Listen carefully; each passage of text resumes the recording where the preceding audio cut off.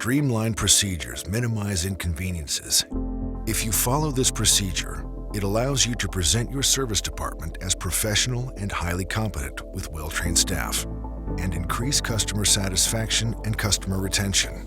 A professional workshop helps to increase sales and resales. Customers perceiving a fair, correct value for their money ratio will develop trust and become returning customers.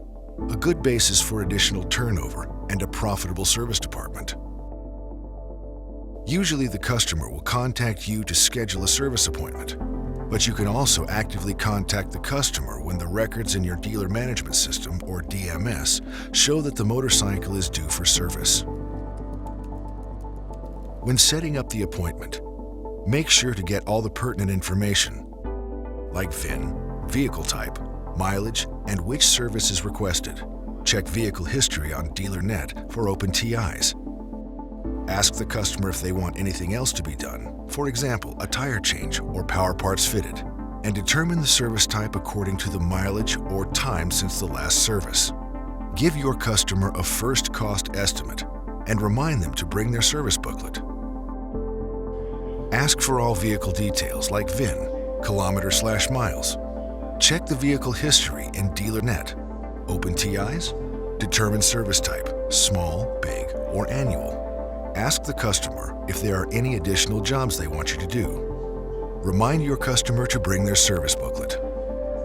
Preparations for the service start right after you have scheduled the appointment with the customer. Planning the workshop schedule, ordering spare parts, or probably also power parts. Open a work order to ensure a smooth and well-prepared service. Print all forms needed from DealerNet, like the service checklist, for example. All necessary spare parts for the services should be pre-packed. This ensures that nothing is overlooked by accident. Assign the service to a technician. Write the work order for the service. Print the service checklist from DealerNet. Prepare all service parts and possible TI parts. Order parts in time if not in stock.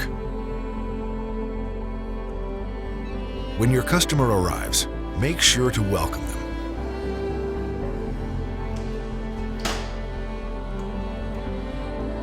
Lead your customer in an area where you can check over the bike in order to list all jobs that will have to be done. Make sure to point out any additional repairs that should be done. If your customer agrees to any additional jobs, add those to the repair order. Take this opportunity to offer your customer some additional power parts. Give your customer a revised cost estimate. Don't forget to let your customer sign the updated repair order and take the service booklet for the bike. Place the final repair order in the documents folder. Offer a courtesy bike they can use during the service on their bike.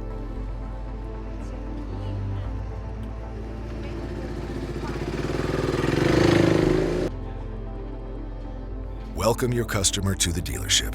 Take a walk around the bike with your customer and inspect the bike. Point out any additional jobs that should be done during the service. Use the opportunity to sell power parts or additional spare parts. Complete the repair order. Have the repair order signed by the customer. The technician checks over the paperwork for the bike to know which jobs are required other than the standard bike service. Technician time is the time you sell. Clock on, clock off.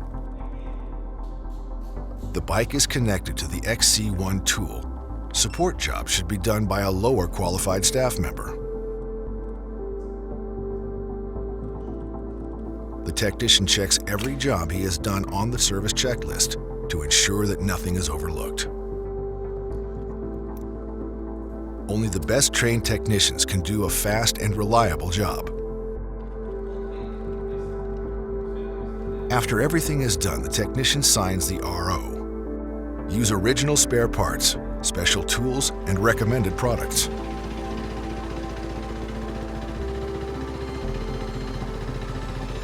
A final test ride ensures the motorcycle is working properly. Now your technician can clock off and note the time on the repair order. And the diagnostic protocol is printed and attached to the repair order.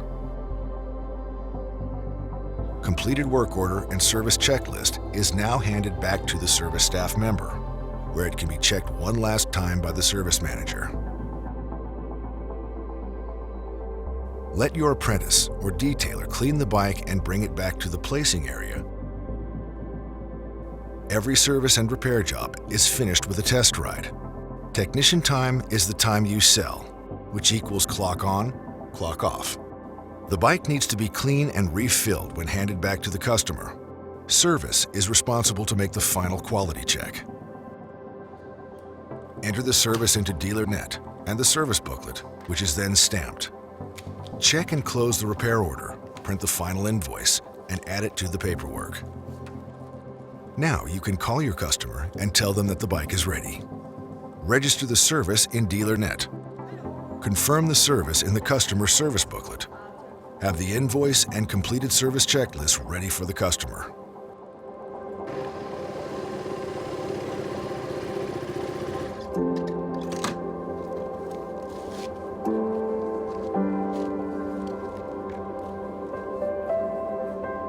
When the customer collects their bike, explain the completed service checklist, the invoice, and the diagnostic protocol. If you haven't done it yet, or if this is a new customer, explain the extended warranty and roadside assistance.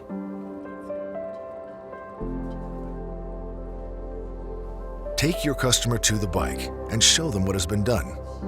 Ensure to ask if there are any open questions.